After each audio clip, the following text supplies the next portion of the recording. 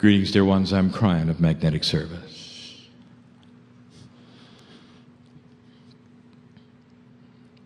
And so the energy builds.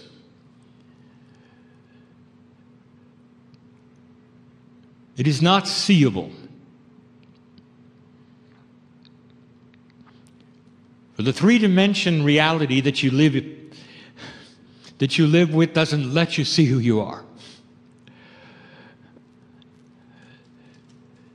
It's one of the reasons that Spirit looks upon you and wants to wash your feet. If I use the word sacrifice, it's not correct. It sounds like suffering, and you're not here for that. If I use the word courage, it's more appropriate.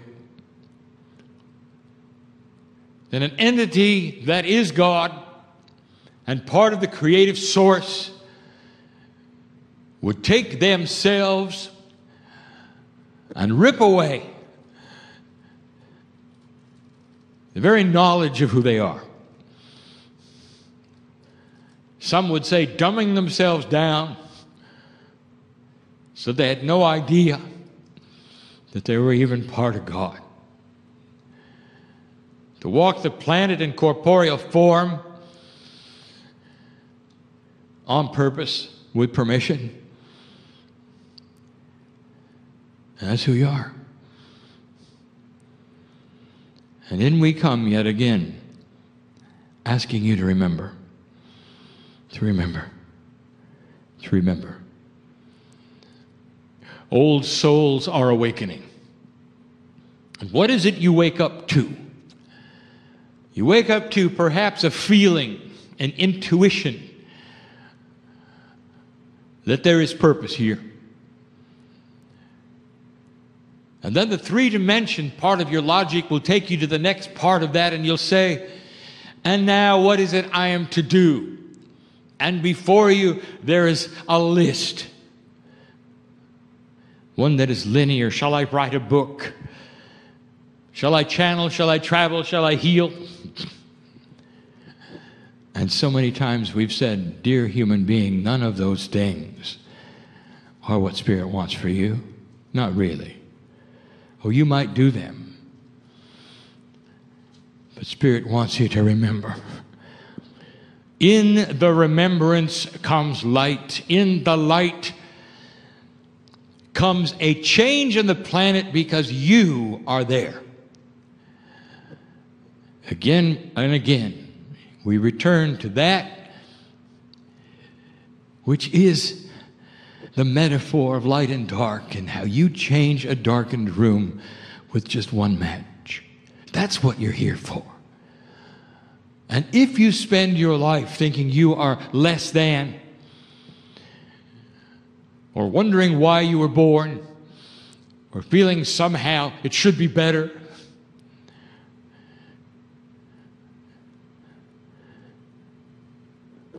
you create your own demise.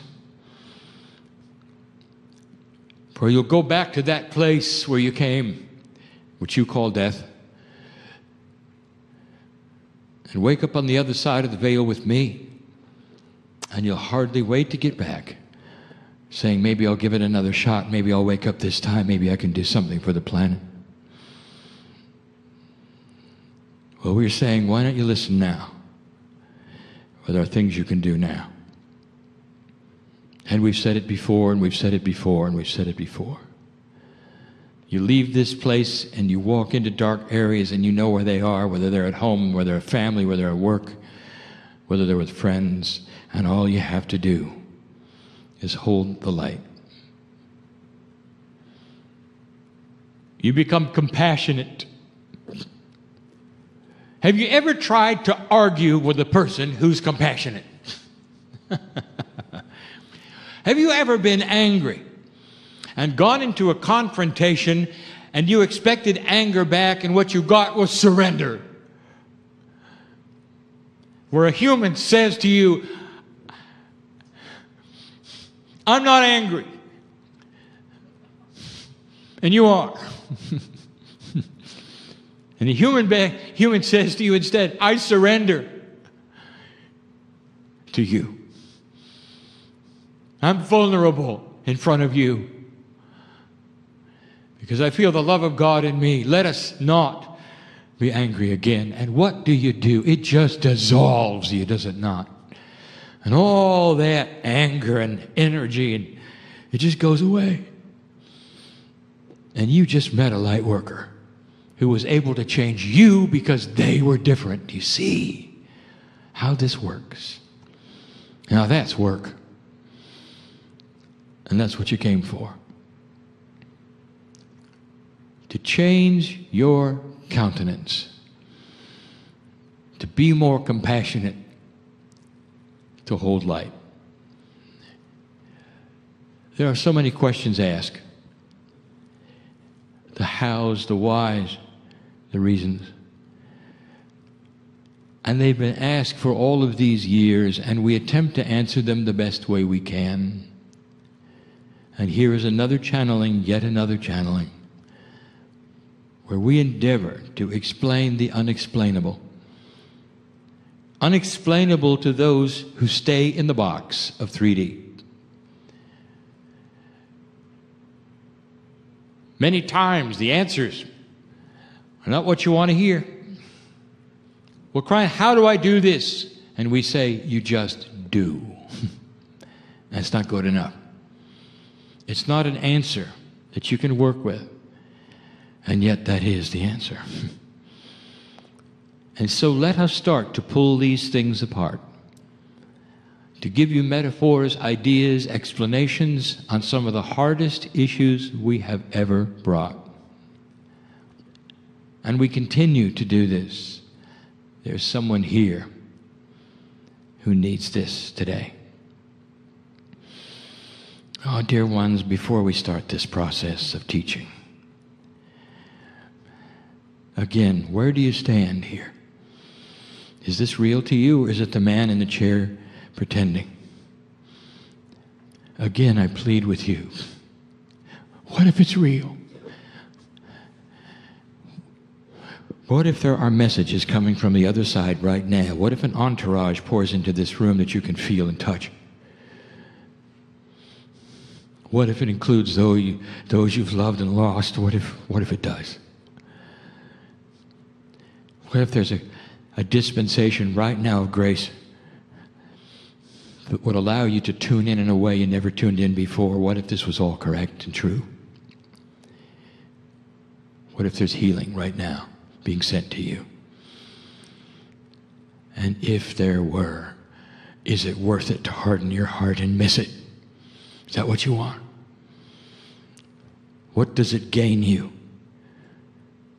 to harden up right now and miss that which you came for? There's only a little time left in this meeting, only a short amount of time. Let the love of God and the joy of this time, the beauty presented in this room, sail into you and touch you profoundly. Let it shake hands with the Creator inside you. And you would be touched, and you would know that all is well. That you're not here to suffer. And that you were born for purpose. May you soften your approach to conspiracies and understand that it is energy wasted. There's only one conspiracy in the room, and that is the conspiracy of love. God loves you enough to bias the room. The conspiracy is of the angels who stand around your chair. The conspiracy is that which would touch your heart if you allow it.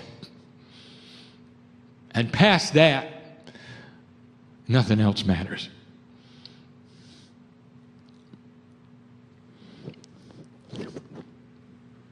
And so I've been asked to become academic. How do we start the process of enlightenment? How do we start the process of speaking to cellular structure? How do you begin something that has no way to begin in a linear fashion? You are in 4 dimensions and you stay there. And nothing you're going to do at this particular moment in time is going to push you into a multi-dimensional state where you'll have an aha and see it all. It's taken my partner 22 years to knock on the door and start to understand what is truly there. But that was then, and this is now. And what is taking place is a quickening, and some of you are feeling it. It is a quickening that you have produced with the consciousness that you have. Let's talk about intent.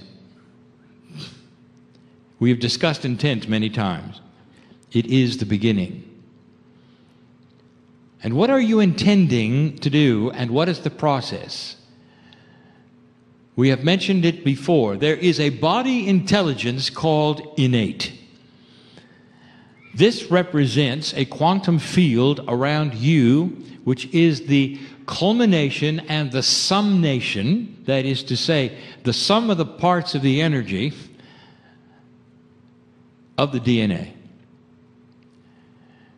Now, because it's in a quantum state, it has nothing to do with how much DNA you have or where it is. It just is. It is an entangled state, one with another, creating a field that is quantum, which some have called the Merkaba. It is not in 4D. Now, pieces and parts of it are. Like gravity is multidimensional, and yet you can see it work, but you cannot see it. Like magnetism is multidimensional, and you can see the results of it, but you cannot see it. It is invisible. You can see the results of a quantum field around a human being. You can even feel it. It's your innate. It is the intelligence of cellular structure. It knows DNA. It knows you. You might often say, and it has been said, that there are 2 intelligences in the body. The corporeal intelligence, the innate, is quantum and separate from the 4D intelligence, which is your ordinary life and the exterior as you walk around. And so many of you strive for the bridge. And the bridge would be this: how can you get in touch with innate? What is the process? Is there support? Is there guidance? Where do you begin? This channel will not answer those, but it will give you the concepts for you to work with that might help you to achieve your goal. Intent. What do you think about when you think of intent? You intend to do something might mean a week from Thursday or in 4 years. That's not the intent we talk about. Sometimes you intend to do something and then you do it and then you unintend it. That didn't work, I'll intend to do something else, and you'll unintend that. Serial intention. That's not what we're talking about. It's a difficult concept, but I'm going to give it to you. This is the kind of pure intent that when you begin it, other forces take over and accomplish what you could not do yourself. Intent is a key. It starts a process that you are not in charge of, and that is hard for the human being to grasp. Why is it hard? When you swallow food, are you in charge of your digestion? No. You're in charge of putting the food in. The digestion is in charge of itself. That's innate. Why is this hard for you? Is it because you believe that you have to control it all the way along the way?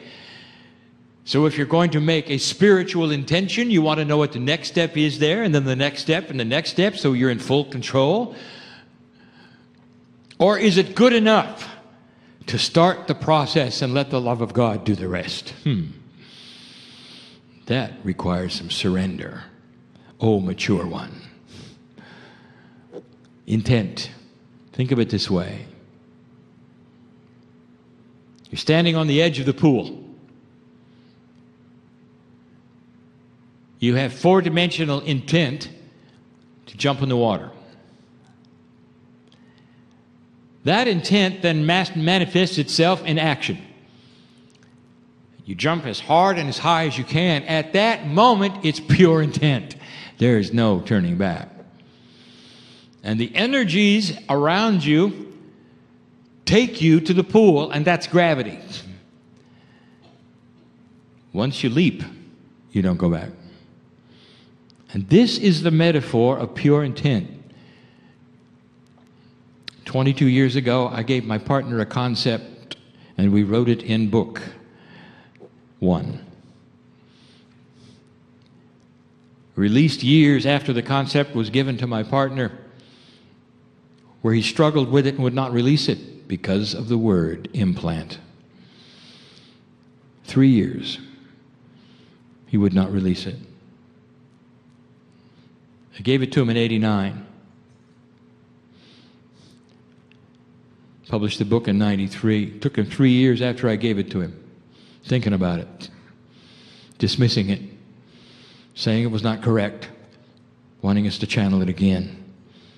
It came back the same word every time, implant. I remember him pleading with us in meditation, saying that is something that light workers are taking out of people, not putting in people. You can't use that word, Kryon, he said. And I said, that is the word. It is defined as the implantation of pure intent to change your cellular structure. And you can't go back. And the word was given so that people would think twice before they did it, because you don't try it any more than you try to jump in the pool. Once you've jumped, you're in the pool. I give you this information so you will understand the profundity of the beginning of the process. And there are those who say, all right, how do I begin? I just told you. You want it clearer than this, all right? Becoming more academic, more linear. You may sit and say to innate, which is your body, which is on your side and always listening, dear cellular structure, dear creator inside, I intend purely to change. And I will accept that which is a force which will take my intention into a manifestation state. And wherever that takes me, I will celebrate it, for I have given pure intent for it. And wherever that takes me, I know it'll be correct and proper.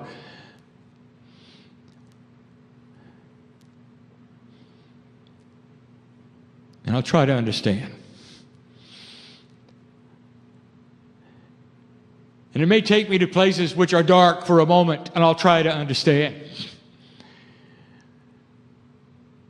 And if this intent changes my vibratory level, I know there'll be a space of uncomfortability, and I'll try to understand. And I will walk around expecting solutions and knowing that I am changing, and I will celebrate it every moment of the day. That is intent. And there's something that happens you should know about, and there's no name for it. We're not going to give it a law of spiritual physics name. We're not. Because then it becomes a buzzword, and then it'll go into a list. And we're not going to do it. We're just going to tell you the truth, that when you give pure intent, there's something that happens. This spiritual physics of your higher self, of the body's innate, of your DNA itself, waiting to hear these words, with your permission, implantation of permission to change. A process begins that you are not in charge of. energies that have not yet been explained to you keep you up at night. And you start to feel it. Dear ones, there is no delete key in human consciousness. You cannot unknow something because you want to unknow it. Once the process starts and there's revelation, you cannot unknow it. Once the process begins to change you and that around you, you cannot go back. Oh, you can deny it ever happened, and then you're in unbalance, in denial. You can pretend it didn't happen. You're in imbalance, in denial. Do you see the importance of pure intent? Don't do it unless you mean it. But old souls, they mean it because they know that's why they came. That's number one. I'm going to give you 3 things. That's number 1. I have done my best to give you the linearity and the academics and the intellectualization of intent. It's up to you to go to the next level. It's not linear. It's a concept. Number 2, I would like to discuss with you more about this intelligent physics. What is the energy of the planet now compared to 20 years ago? There's something happening. There is a support system that is beginning. A support system you've never had. It's just beginning. And some of you are starting to feel it.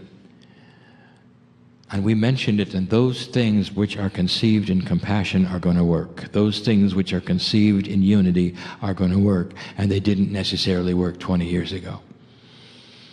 Something is happening. There's a cooperative Gaia approach here. Something is happening that is actually allowing light workers to hold their light. Now I speak to those light workers who have been part of this, what you would call old soul revolution, for up to 40 years. And you've fought the good fight, haven't you? And you've had the battle, and you've known what it's like to walk into energy that affected you. You've had to be careful where you went because there was darkness that was too strong. You had to be careful who you healed. You had to be careful about the unbalanced person that was with you because it was a fight. And some of you were drained and had to have recovery. And that was the energy then, and I know it. And it's not that way now.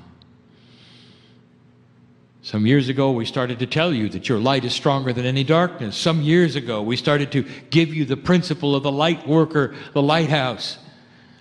All of this to tell you that there's an intelligent physics which will take whatever you do now and amplify it. Amplify it. But more than that, there is now beginning to be a system of support. It's not just about energy that's going to work for you. There's a system of support. All right. My partner is saying linearize it, intellectualize it, make it academic. These are concepts.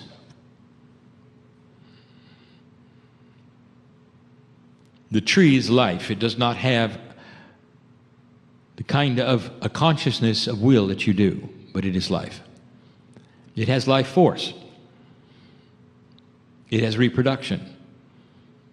It lives or it dies.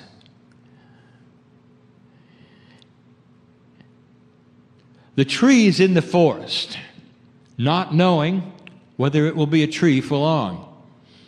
It's brittle and fragile at first, but the forest supports it.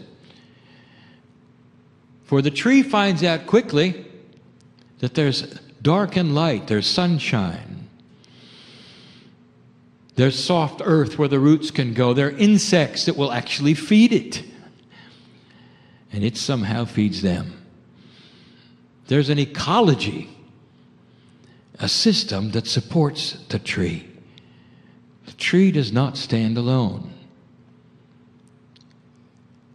And soon there is a forest. force that has grown up seemingly against all odds because there is a system. And how did that system get there?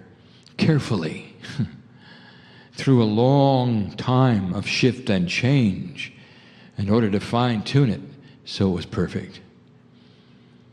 Take the same tree and put it in the desert, it dies. Same tree, same life force. It won't survive, for the system is missing.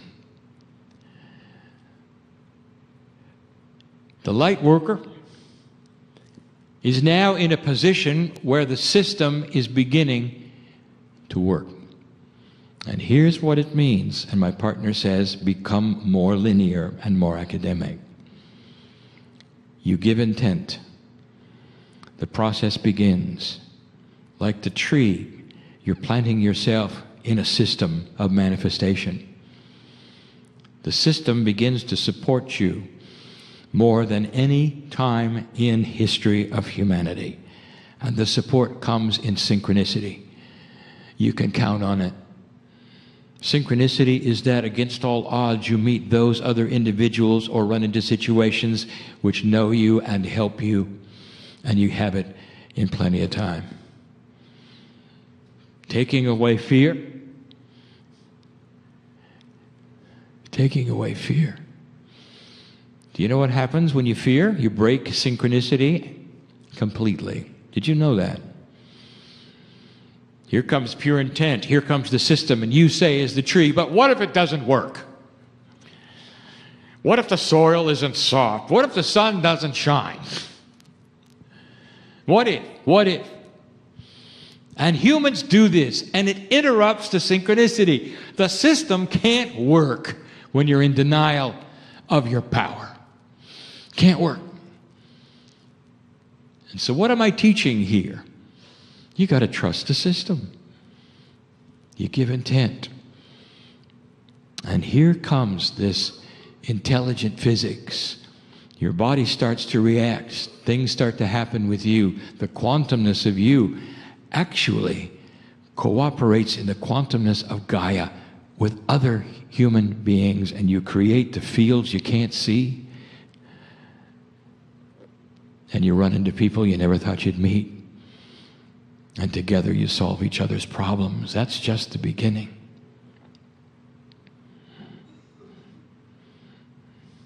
It's a system. Beautiful it is. That's number 2. You are supported in ways you were never supported before. It's time to try things again which you've discounted could ever happen. What is it you tried and didn't work? And now you realize the timing was horrible and it should have been now. Why don't you try it again? The system is starting to be in place. That's good news.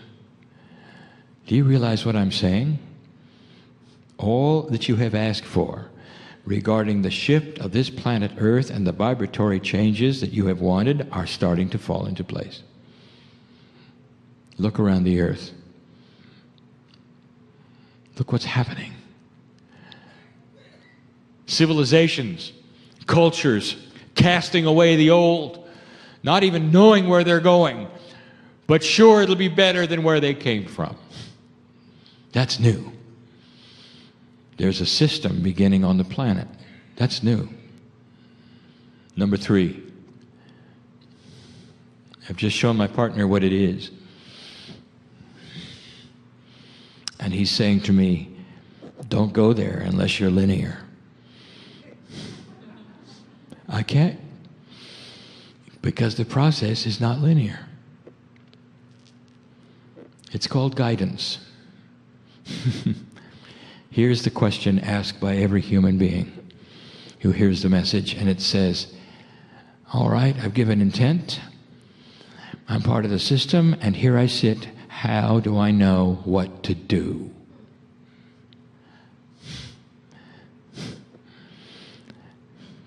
He says, be linear. All right. Guidance is quantum.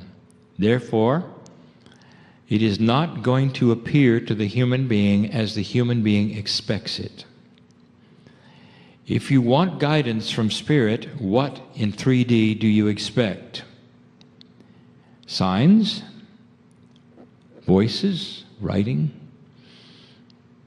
Something that you would recognize in your three-dimensional reality and act upon. And you want steps for it. How many steps? What should I do? How can I create the energy so that I can know where I'm going and what I'm doing? How can I tell yes or no? And that's a big one. So we begin. It is not going to be in 4D. Get used to it. It will not be in 4D. The artist is here. Orlia. And she has said to you that she awakened one day and the painting in her mind was already on the canvas. Did she hear voices? Did she have signs? Were there emotions? And the answer is no. There is a part of the brain that you call creative and we call divine. It is the creative source in you. It's the only part that you can feel every day. It makes up stories, it sings songs. It's your imagination, and you all have your stories. I know this. Especially active in the inner child. It's where the picture was for Orlia. And she saw it so clearly it was already on the canvas. All it took was for her to manifest the physical part of putting the paint there. Greatest sculptors in the world, looking at blocks of granite, seeing what has to be removed in order to create that which is remaining, which is art. Where did that come from? It is a quantum concept. It is not linear. No artist paints by the numbers. And you're not going to get guidance that way either. Guidance comes from the same place Orlia's painting came from. It's going to appear to you all at once, and it's going to be so quick that you're going to discount it. And what you have to learn is to exercise the muscle that holds it there. And this comes with patience and time. How do you hold a fleeting concept of art? Trust first intuition. Pay attention to flashes of thought which would make you turn left or right, which you would formerly discount as noise. You learn to work with it. So you cannot have a linear answer to how am I going to get guidance on what to do past what I am telling you now. Learn to pay attention to that which your creative mind gives you and you tend to discount as your imagination, because that's where it is. That's where the higher self talks to the human being. That's where you feel loved. 4 years ago, my partner crossed a barrier. Almost 5 now. Where I asked him whether he would like me to be with him all the time instead of when he sits down and channels. And the first question he asked is, what will I lose? What will I lose? Oh, how linear of him. And you know what that represents? It represents linear, three-dimensional thought. If you're going to get something good, something's got to go, right? If you get something, there's only room for so much matter, right? So if you're going to take on something else you're going to lose in order to get. How 3D of you. I had to train him. It's a win-win, because the energy of this planet is creating something that you've never seen before. You're not going to lose anything. You're going to have it added unto you in greater measure. And today, he walks with me. And he can access me whenever he wishes, when appropriate. And I'll be there. And what this took from him was training to open that creative part of his mind and keep it open. Constant, continuous, intuitive thought. And he found out it's a bigger tool than he thought it would be. Not only does he get Kryon, he could even paint if he wanted to. Don't try it, my partner. I don't want you there. I want you here in the chair. The creative ability is wide open for channeling and for more. Wide open. And now he has no trouble with direction, and he has no trouble with guidance. And when those ask him, how can I do it? He'll answer them and he'll say, you just do. I cannot explain it any better than I have. And maybe there'll come a time when it can be drawn or even painted. And maybe my partner will do that. But right now, it is a concept, and it's real. If you want to start the process, start with intent. Don't worry about what happens after that, but make it pure. You mean it, you can't go back. Next, understand that the energy of this planet is in support of you. Expect solutions.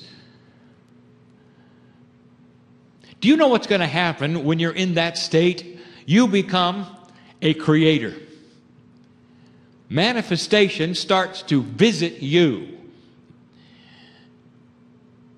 But the rules are the same. You cannot sit and wait for it to land upon you. You must step out, push on the doors, and see what works. And we say it again. Here are your instructions for pushing on the door. If you get resistance, walk the other way. Don't push it. Don't force it. That is a sign. All of these things working together will steer you into the appropriate place you want to be in. That's the earth supporting you.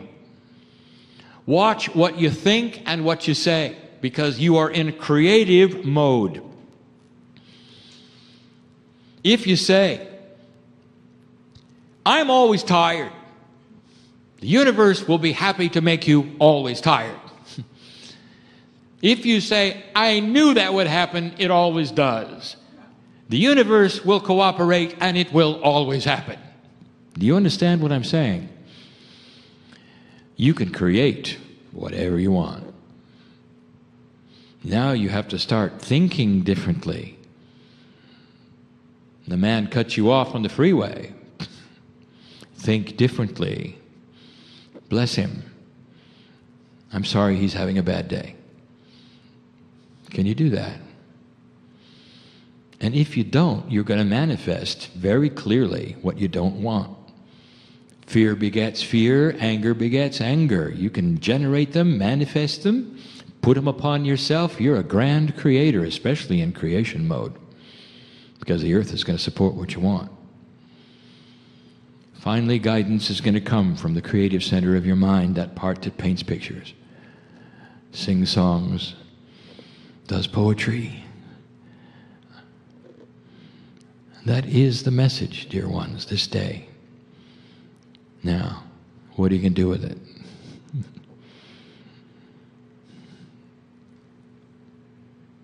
You're going to say this, I know. Well, it all sounds good. I think I'll try it. A week from Thursday. I'm busy. Why don't you do it now when the entourage is here? don't you do it now so I can watch it? Is that perhaps why you came? Make it simple. I intend to start this process and I'm going to do my best. And some are saying, I've got to listen to this channeling again. I've got to be sure. And then if you are one saying that you didn't get it, what I'm telling you is you start the ball rolling and it rolls by itself. Do you understand this? It rolls by itself. That's the love of God. So you can start the ball rolling tonight on the healing you came for and not wait until you're alone someplace where you think it's safe to be weird.